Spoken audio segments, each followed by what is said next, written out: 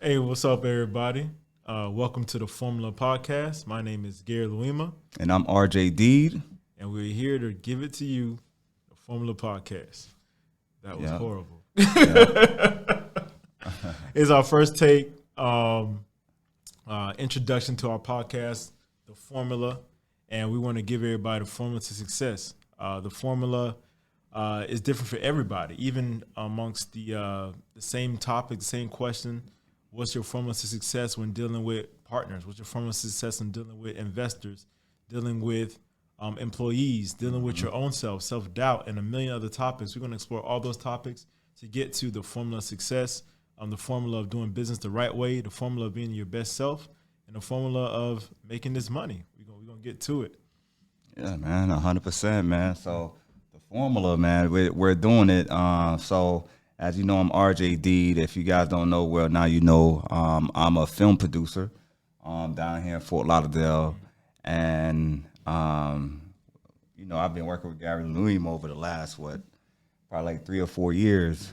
And in my industry, I work with a lot of business owners, and we always have a lot of conversations from different networking groups that we go to. So we was like, hey, man, let's start this podcast. Oh, you know? yeah.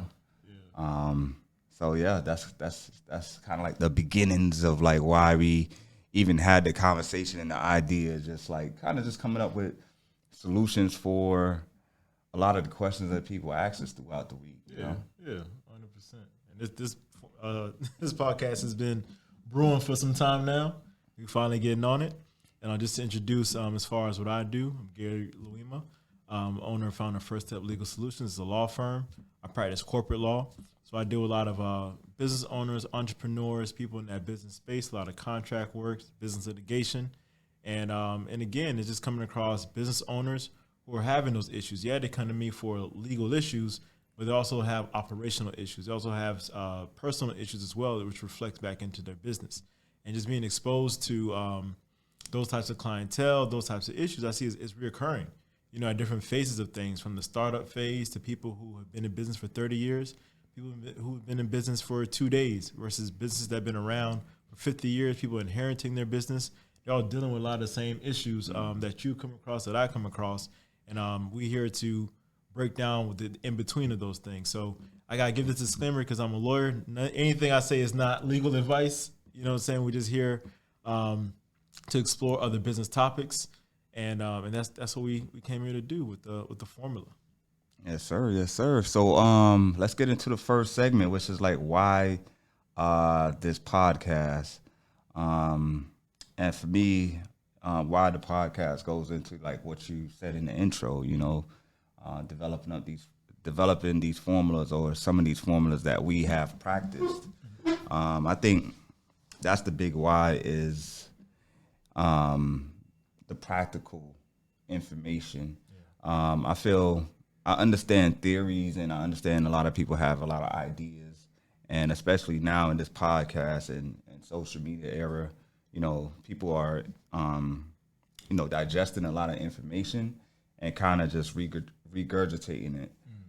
So like with this formula podcast, I mainly wanted to at least make sure that we're having a conversation not just off of theories, which theories is good. We could bring up different ideas and theories on how to like market or do business or how just relationship things, whatever that is. But more just to like have a deeper conversation about things that we actually practice and things that we actually do when it goes to like building network, just anything in business in general, having a conversation more or less based around the practical things that we've actually experienced in starting the business and growing the business. You said something huge there. A lot of people get stuck in their own heads. Like ideas are infinite. You could be in your head all day, your whole life. It's just ideas on ideas.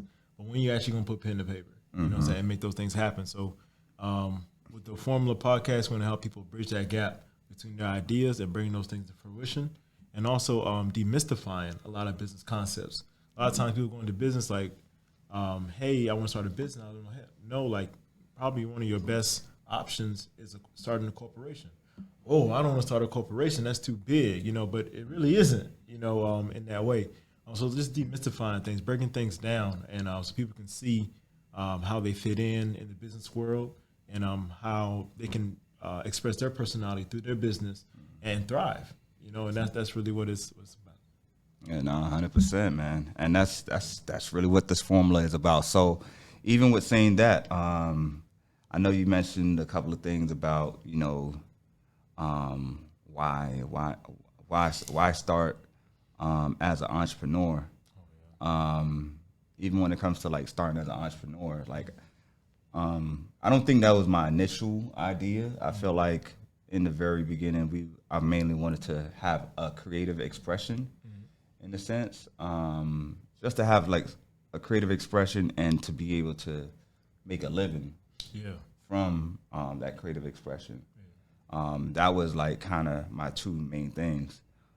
After graduating though, and getting out there and trying to get a job, get something going, I realized that I learned about filmmaking, I learned about editing videos, shot list, all that stuff, but I didn't learn about how to position myself to be hired.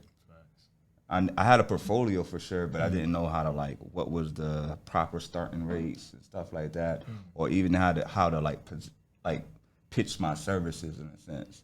We had the creative and technical aspects all the way down, but then now it's like pitching your services to these different companies or these different organizations to work with them.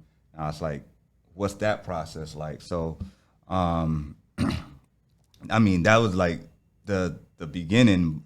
And from there, part of the why the entrepreneurship and this podcast itself is because in the beginning I didn't have those resources to know the right ways on how to start the company and how to get things going.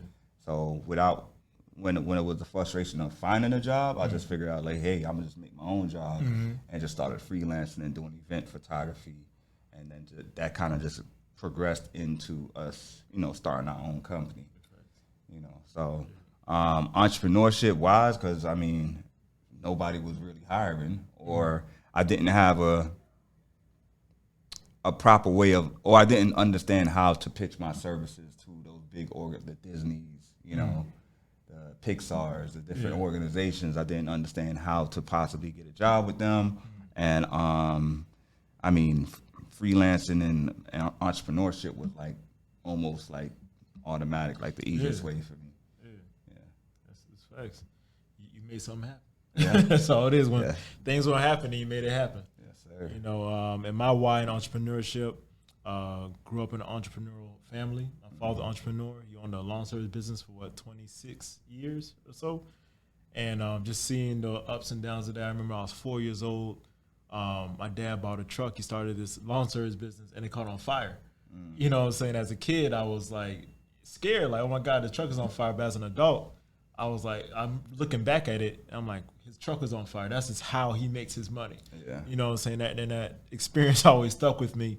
How as an entrepreneur, you really got to make things happen. Even when everything's on fire, you got to make it move and shake. And in my last semester of law school, I was a bankruptcy clerk. So I saw how businesses, and even in some cases family businesses, were in bankruptcy, right? Just do bad financing agreements, bad contracts, bad deals, over leveraging their debt, just way too many things. And I saw that if they had somebody who gave them competent legal counsel before they got into these situations, they would have never signed those contracts. They never would have taken that loan. They would have structured things a lot differently. And what hit me was when I saw family businesses, that made me realize, or made me reflect, that could have been my family. What if that truck caught on fire at the wrong time and he didn't know what to do? We didn't have the funds to do it. A lot of things could have fell apart. So I just, my why is, of course, helping business owners. Everybody has a dream. My dream was to be an attorney, and now is to help make other people's dreams come true and amplify their dream too. Yeah. And that's my why. That's what drives me out of bed every morning. That's what keeps me pushing and rolling and energized when I don't got it. Yeah. Yeah. And you actually went even deeper than me. I was just kind of going into okay, how I even just started the company, but even with entrepreneurship, that how you touched on is really taking an idea, right? Taking a conversation and then doing the work necessary to take that idea from just a conversation into like something that you can see on paper. Yeah. Like, hey, this is the commercial we want to shoot. This is the shot list or whatever it is. And then taking that piece of paper and then filming, right? Yeah. And then going from filming to editing. Okay. And then like the whole process from beginning to end of like an idea to a finished product is like a big passion of mine. And that goes from like, say for instance, this podcast. That goes for like somebody that has a story, any business owners that have a story, and every business owner does. Yeah. That goes from like nonprofits talking about their cause, why they want to help people. So it's like, for me, the challenge is like, how can we take this story and make it resonate with the audience that's watching this? So it's a challenge in doing that, and that's like a big why, and as well as like kind of just finding a way to also tell their story in a way that it connects with their brand and help them grow as a company. Like we just celebrated LaToya's 5 years in business. Yeah. And she's been working with us for the last like 3 years. Dr. Evans. Dr. Evans, you know what I mean? So she's been working with us for like 3 years, and just the fact of like being a part of that growth and journey, that's kind of dope. You know what I mean? 100%. So telling her story as well as like being a part of those like those growth, because it's kind of like it's a mutual commitment to success. You know what I mean? It's like a mutual commitment to the success of this idea, this vision, this growth for this company. It's like, hey, we have the capabilities of making the video, but then you're coming together with the idea, and we're mutually committed to seeing the success of this project fulfilled all the way to the end. Yeah. That right there is like really, like, that's another thing too, 'cause I'm in the sport, so it's like a team effort. Yeah. It's like all of that right there just fuels my personality as far as like the environment that works best for me to thrive every day. Yeah. That's good stuff. Good stuff. And that's real. Like, seeing things come to life is what really drives me as well.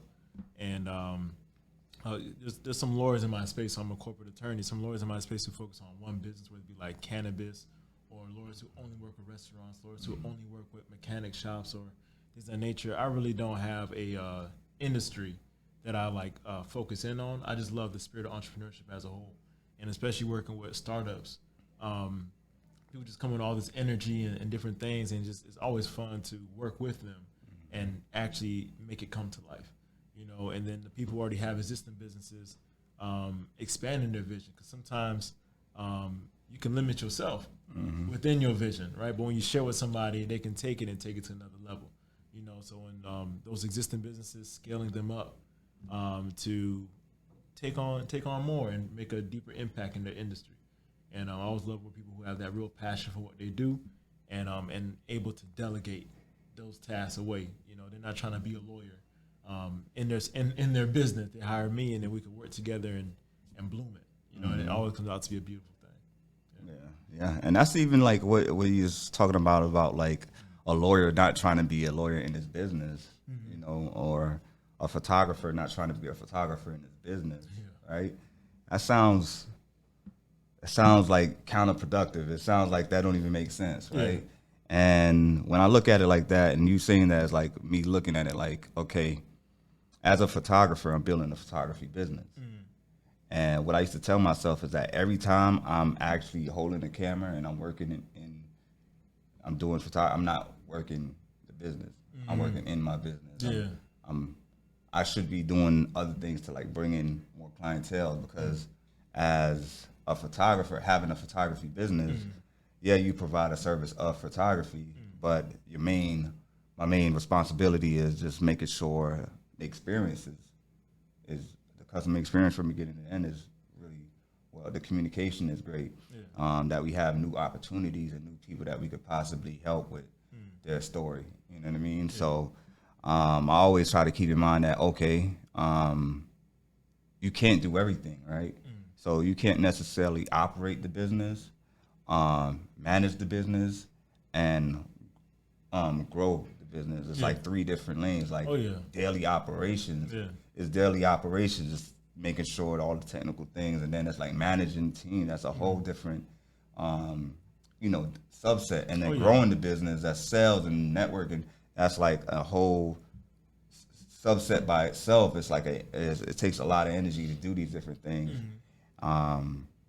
So like how you mentioned the thing with the lawyer, like the lawyer not trying to practice in their law firm, but they're the face of the law firm. They kind of have the vision for the law firm, but he also have a team of lawyers that's actually the people that's in the courthouse that's doing that.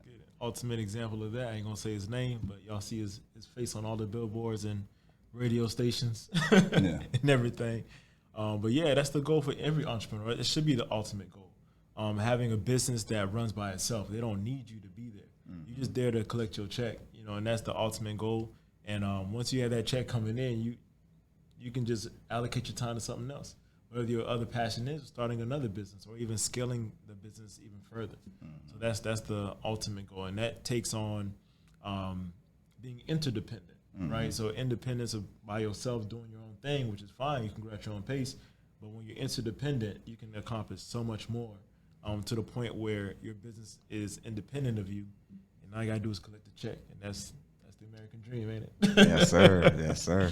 Yeah. And even with that, man, like to be able to like collect the check, collect the check, but then it's like now the check is collected, like what happens as a business owner, right?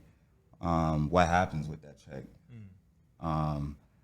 So that's a thing that's like for me as an entrepreneur is observing that and seeing how to properly distribute that check, because let's say for instance, for me as a freelancer photographer starting out, let's say the check was, $200.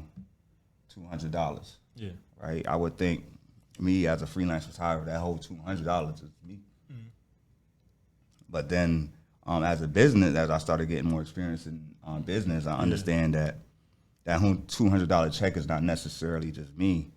You could say, let's say $50 of that is for the actual work of taking the pictures, Another 1/3 of that is for the administrator, just the company fee to just over, just to just process the check. Yeah. You know what I mean? That's facts though, Major facts. And then it's another portion where it's like, okay, you got to pay for, administration, or, like how you were saying, like being the photographer that's not working in your photography company, you might have to actually have a photographer that you can work with that's actually doing the work itself. So it's never like, getting the check is like, boom, it's just one direction that it's going. It's being processed in many different ways. And the power of that, because I feel like for me, it's like money isn't, the check is not just the check, it's energy, it's the transfer of energy, right? And it's like, okay, now that we had the check, now we could either do one or two things. We could just keep the whole pie to ourselves, or we could distribute this throughout the team. Because I may be getting less, but if I split it up between 4 or 5 people that's down to, down for the cause, now we could do more work. Now we could we're scalable. You feel what I'm saying? By saying, hey, by this 200, I'm gonna take off, instead of taking the whole 200, I'm gonna do 50 and work with our team so that everybody could be a part of this production, even no matter how small or big it is. I feel like that's an important part that we need to talk about, because a lot of times people talk about the check and getting it and things like that, but it's like it's important to understand the power and the energy that comes with splitting it up and distributing it within your team and your organization in general. And that's real, and part of that is you're empowering people too. So the same way you have a dream, people that see that vision and want to be a part of that as well, you're empowering them, you're empowering their families as well. So it's a beautiful thing to create jobs, to create opportunities, all through your vision. And with that, I see it like as gears. So I'm not good with physics. I don't know how it works exactly. But you have one gear spinning by itself is doing the work and doing what it do. But until you attach more gears to it, so you're never going to increase that output. You know what I'm saying? And those other gears are other people. And that's what adds to your vision. And again, you only sharing your vision with yourself, so you can only see it from your perspective. Whereas if you share your vision with other people, they might take a piece of that vision and run with it. Now you got a whole different department added to your business. Now you got this. It just branches off and grows like wildfire. You know what I'm saying? So it's always good to share that vision and empower people so they can pour back into your vision. And it's a reciprocal transaction, man. It's a beautiful thing. Awesome, man. So, like, why now, man? I know we're doing this podcast, but and I know we spoke about this years ago, but why now for you, man? With the podcast, why now? I feel like I got enough game, to give.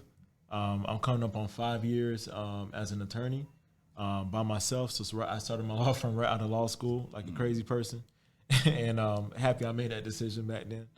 But just on 5 years, have a lot of experiences, seen a lot of different things. Having to run a law firm on my own, it's exposed me to a whole lot of different things as opposed to working at a law firm. And in those roles at times, it's not every case, but at times I've seen when you work at larger law firms or medium to large law firms, they really sequester you into one spot. So you only see one thing, only do one specific function because you have so many people to delegate tasks to. And with that, though, you get really good at doing a very few small set of particular things, but you don't get to see a lot all the time. You don't get to have that client engagement. You don't get to market. You don't get to think about how to revolutionize your firm or adapt to different things. You only do that one function. So just by seeing those different things and having those experiences, which will be expressed on different episodes of this podcast, I just want to share it. I want to share it. And again, just like you were saying, it's resources. I didn't have too many people to pull from when I started my law firm. I didn't have somebody just wake up and call like, hey, how I do X, Y, and Z. Because as a student, as a law student, a lot of lawyers wanted to talk to me. You know what I'm saying? I had a good flow with everything. I had some good experiences, good internships. But when I became a law firm owner, on competition. So it's not some people just giving away free information like that. I had some great people, some mentors to look out for me, some great colleagues who did as well. But as a whole, though, end of the day, business is business. It's competition. So in the same way you own a photography, videography, content creation company, you're not always, not saying that you don't want to, but you're not always working with other content creation companies, giving each other how you do business, how you procure business, and those different things. Because then you got to be competitive and then how you do things. We do have the people that we collaborate with, but as a whole, we're not just giving everybody in our industry our keys and our secrets, So just doing that, learning some things on my own, learning some game from other people. Just wanted to share that. A lot of things are convoluted, and they're convoluted for a reason. They don't want people to know certain things or have certain advantages, whether it be tax, legal, accounting, marketing, SEO can get complicated, advertising, connections, referrals. Like, how do you generate those things? It can sound convoluted. It's a lot at once when all you want to do is sell chicken. All you want to do is fix cars. All you want to do is build buildings. So now you got to take on all these different roles, and people don't want to explain these concepts to you to grow your business. So with this podcast, we really want to break some things down. Break down some concepts, show people what things actually like on a practical side, not just to talk about it, but like show them this is how this works. This is how I implemented it, this is how you implemented it. When we have guests, it's how they implement it as well. So I think it's a perfect timing because now more entrepreneurs are popping up in today's economic climate. Got hit with the pandemic, inflation is high. People quitting their jobs getting laid off left and right. People are almost being pushed into entrepreneurship, whether they like it or not. In some cases, especially with like side hustles too. So it's an opportune time to fill people in and give them the formula. Give it to them. Yeah. That's what we're here for, Yeah. And I mean, we're going to be talking about from our experience building our own businesses. Because like how you said, you've been in business now for 5 years, and August actually makes 6 years for us. Oh, let's go. Yeah, so it's like, kind of coming from that point of having an idea, or because I used to work and do it part-time, and then leaving, my full-time gig that you're getting that check every 2 weeks to full-time photography and content creation. Is a whole different idea and concept of what I thought it was going to be to what the reality is. Yeah. And the reality is that there's no shortcut to it. There's no substitute for experience. Yeah. So man. you could get all the education and learning you want, but you gotta have you gotta actually have actual time doing the actual work or making the connections and networking and stuff like that. Something you said too. You said when you graduated, going out looking for jobs at different companies, not knowing how to maneuver that job market, and even not knowing how to start a business, and you had things you had to learn. And school doesn't teach you nothing. And you know what's even crazier? Yeah. I talk to people with business degrees and things. School don't teach you that part. I'm like, what? That part. You went to school for business, and we explain different concepts. And it's a thing again. You learn all these theoretical things, which are great, and they can be applied in businesses. I'm not trying to down people in the business world academically and everything, but practical experience. A lot of schools are not giving people practical experience or not pointing people in the right direction with those things, especially from high school to college. Even now, a lot of kids are just opting not to go to college or go to a trade school because they can start a million things from being influencers, from doing things that don't require licenses, and forming great businesses out of that. You know what I'm saying? So, but schools are not teaching them how to maintain those businesses. I don't know the statistics off the rip, so don't quote me on this. I think something like 80% or so of businesses fail within the first year. So it's tough. And I remember going to this event for entrepreneurs down in Wynwood, and this dude stood up. He was 21. He says he has 5 failed businesses, and as a group, we had to tell him, you did not have 5 failed businesses. You know what I'm saying? You're 21. You tried 5 different businesses. Yeah. You know what I'm saying? Like you said, don't substitute for experience. Yeah. Because at number 6, it's most likely going to hit. You know what I'm saying? Because you just got to go out there and do it. So there's only so much you could do is sit in the classroom and talk about this and that and this and that. It ain't going to work. Yeah. And even to talk about that idea that you said the 21-year-old guy had 5 failed experience and him even looking at it. It's like a lot of times too, it's switching your method too fast before actually having a proof of concept. So there's no way possible to have 5 failed business at the age of 21 unless you started doing business at 10. You know what I mean? Because you need enough time to put into it to try and you learn through trial and error. It is what it is. You have to learn through experience. You have the theory of it, and then you have to put in the work, trial and error, and then you're going to build experience. You feel me? So it's like, okay, there's no possible way. The only thing that when I hear that, it's like, okay, that means that you tried for a month and then you switched. So you didn't really even fail. Yeah. Because you haven't tried long enough to even determine if it was a failure. You haven't got enough no's. You haven't done enough work to even say that was a legit failure. It's just moving. You're just moving on to a new idea, and that's the thing about entrepreneurship. There's so many ideas out there, so many different directions. But the thing that we gotta have to do is put your flag down in one direction, put your flag down in that one offer, put that flag down in that one product or service that you want to sell. I feel like especially what I've seen and heard from a lot of people is they're trying to do too many things. It's like you start from ground zero and you told me about 5, 8 different services, 5, 8 different products.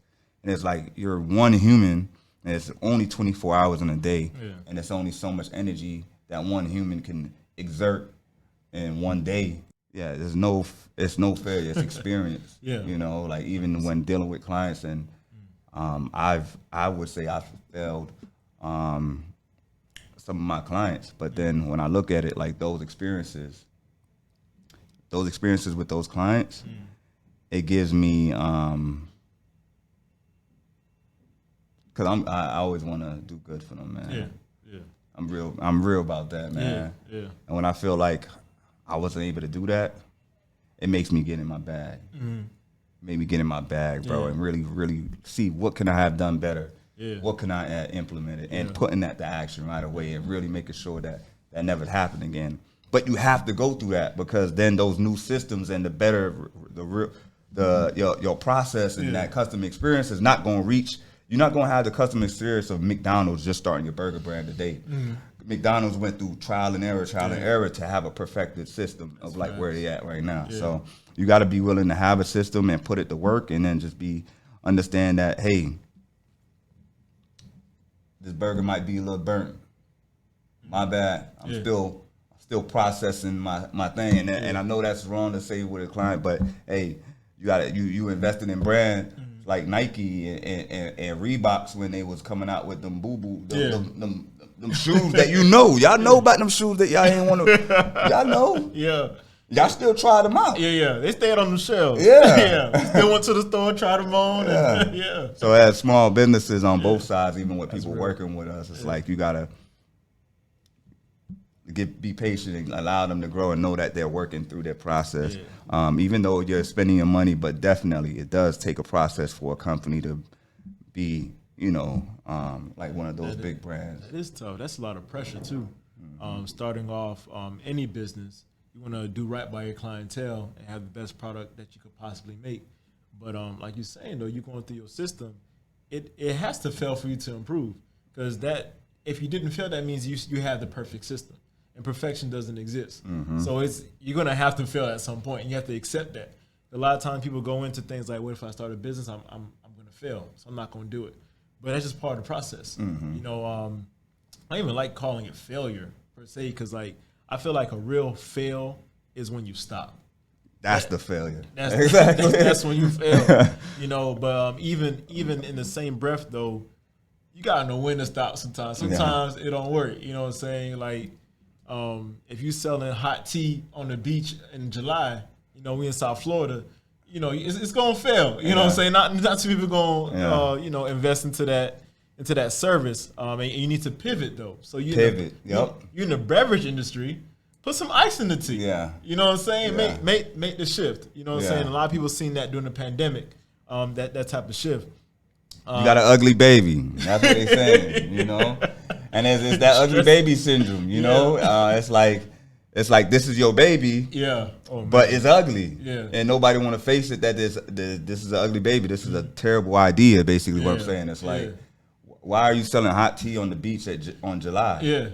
So even if you did it for a month, let's take a step back and let's look at the numbers. Let's look at the results. Let's get some feedback. You know what? Better yet, let's get some feedback from the people that is on the beach. What kind of tea would they want? Hot tea or cold tea? Just by asking your consumers, you learn a lot through that. Change the whole thing. Data is everything too, man. Because like as you're saying, proof of concept. Proof of concept is delved in data, right? So is this thing actually working? The number one question: am I making money? Right? Is it actually working? Is it actually moving? And then again, like you're saying, that market research, or am I having a positive response from people who want to engage with me, or people who are thinking about engaging with me? And you got to give it enough time for it to even develop that. You know what I'm saying? Because starting off, you're already in the hole. You got to buy the products, you got to rent the space, you got to get the software, you got to do it. You got to buy the clothes, whatever it is that you got to do. Buy the camera to make it shake. But you got to start to become profitable. And again takes time. So I think a lot of people just it's tough. It's a multi-layered thing, because like it could be economic, it could be family pressure, it could be personal pressure, self-doubt, whatever it is, to stick through something, right? Because you might want that business to start right now because you need the money to do X, Y, and Z. But if it's not going where you need it to go relatively quick because you have more time pressure, you most likely going to give up. You know what I'm saying? So I guess even planning before you start that business is a real thing. Do I have enough capital? Do I have the mental space to take on a business? You know what I'm saying? How much do I need to rely on this income at first? So planning your life around that before hopping into it. And of course, making sure you're not selling hot tea on the beach in July. You know what I'm saying? So making sure that you do some market research, have a business plan. And all these things they're not convoluted. Market research and business plan is one of those things that, where you was talking about earlier, is like a big illusion and big it's a mystery in a sense, because we say it, but what does it mean? Yeah. And it's like, I'm gonna just say for market research, I could take that on. Yeah, go ahead. Right? You the expert. So let me learn something. when it goes to market research, Yeah. it's as simple as just asking your clients, what is it they like? You know, where do they get their information? What kind of book do you guys like to read? What's your favorite movies? Are you more into Marvel or are you more into DC? Why did you choose to work with me over another video production company? Wow.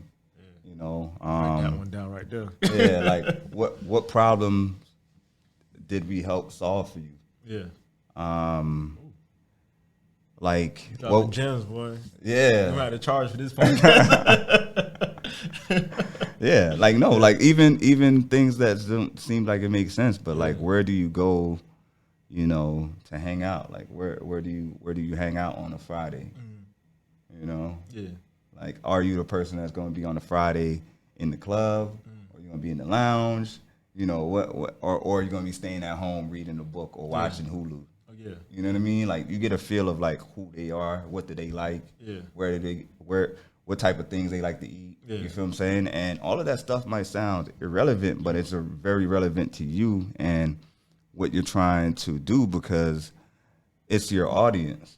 And then allowing to get that research on like what kind of service they like, what type of things they like, what type of things they don't like, what places they go to read, or type of information they take, or who are their top influencers. It's like, now I got a scope of like, okay, who they are, like what do they think, how do they feel, you know what I mean? And then that gives you the foundation of like, okay, I know how to serve this person. So that's all it really is. That's what market research is. It's getting an understanding of your audience. And you could do that type of research through like searching online, but I like to just connect with somebody, sit down and talk to them and say, hey, I want to serve you more. Yeah, I want to serve you better. Yeah. And do you have 5 or 10 minutes for me to ask you 3 or 4 questions about like what you do, what we're doing, how we can improve our services, where do you go, and all that good stuff. Like, is that okay? And I'm sure somebody is going to say yeah, because it's like they want to help you. Yeah. You know, 100%. They want to help you. So just by doing that alone, it's probably one of the most powerful things that I have done for my company. And I feel like every company should do that. You know? Man, yeah. No, that's huge. It's something I'm definitely going to implement. Why choose me? You know, we live in South Florida. It's a large legal market as far as Fort Lauderdale, Miami. There's some, like, the largest law firm in the world. You know, they have an office down here. Some major players as far as the corporate legal world and stuff. And yet still, you know, I'm fighting and making waves. And that's something I'm actually interested in now. Like, why did y'all go with me? Yeah. I know why I think, you know what I'm saying, you know, I'm doing my thing out here, but like, well, why though? That's the real question. And I guess once I understand that, just speaking on behalf of like the audience, talking to you, or a new customer coming to you, I guess once I understand that, then I can kind of target my audience a lot better. Because people who need those services, or people who view my services in that way, where they recreate, where they are on a Friday night, what they like to eat, what they like to do, I know where to find them now. You know, so I can break it down and get more clientele, grow my business, and get that check. Yeah. That's exactly it. Market research is identifying who your clients are, and then knowing where to find them. That's facts. That's great. That's great information right there. Yeah, man. I don't know if you wanted to touch and break down what a business plan is. Oh yeah, business plan. Business plan, right? Business plan. So it gets. I guess this is where we cross paths too in our profession as well. With a business plan, it's one of two things you're going to need a business plan for. You're starting a new business, or you're getting more capital for a current business, most likely. And with that, you're just breaking down what that business does, what you're going to do with the money that you have, projections of the future, of future profits. I'm sorry. Of course, marketing strategies, market research, like you're saying. You're going to break down your competition too, because even if you're selling hot tea, I don't know why I came with that example, hot tea on the beach in July, you're still going to have competition because everybody wants cold drinks, and they're going to drink a cold can of soda from an ice box versus going to you, right? So why is your competition succeeding? You're not, you know. So what about them makes them so much better or more attractive? to go to you. And I'm trying to think what other parts of the business plan, because their business plans could change based on the type of business, based on the where the business is as far as being a startup, getting more capital from a bank, getting more capital from venture capital, private equity type people, or just a private investor. So it can fluctuate a lot, but those are like the basic tenets of a business plan. You're just breaking down what direction you want to take your business in, and how you're going to get there. So that's really what it comes down to. That's perfect. So it's either you're starting a business or looking to scale your business. Yeah, definitely have a business plan. And I recommend too, like every few years, to just create another business plan. Yeah. Because in business and with anything else, if you're not growing, you're stagnant. Yeah. And if you're stagnant, you're gonna die. Yeah. You know what I'm saying? So you got to continue to grow, continue to invest in that growth. So that business plan, anytime you do it, you're reevaluating your idea. Yeah. Right. So when you really break it open and split it apart, you start taking out the things that are not working. Yeah. And you can start adapting to the current climate, because you started 6 years ago. The services that you provide and the way that you provide them aren't the same way that when you started. Yeah. You know, a lot of things have evolved. Like 6 years ago is what, 2017. Yeah. You know what I'm saying? Social media is still popping off, but not like how it is now. Now, exactly. You know it's what I'm totally saying? different. So people want different pictures. People want different videos. Reels. I don't think reels were Nah. You know what I'm saying? So, Even 3 years ago, Reels wasn't as popular. oh, wow. Yeah. See? But now that's the way you go viral, though. Yeah. You know what I'm saying? So targeting content for that. Yeah. You know, making time to make that type of content. Because somebody who's still approaching it like 2017, in 2023, you're stagnant. You know what I'm saying? You're out the game. You're not even competing. Yep. You know? So that's a real part of it.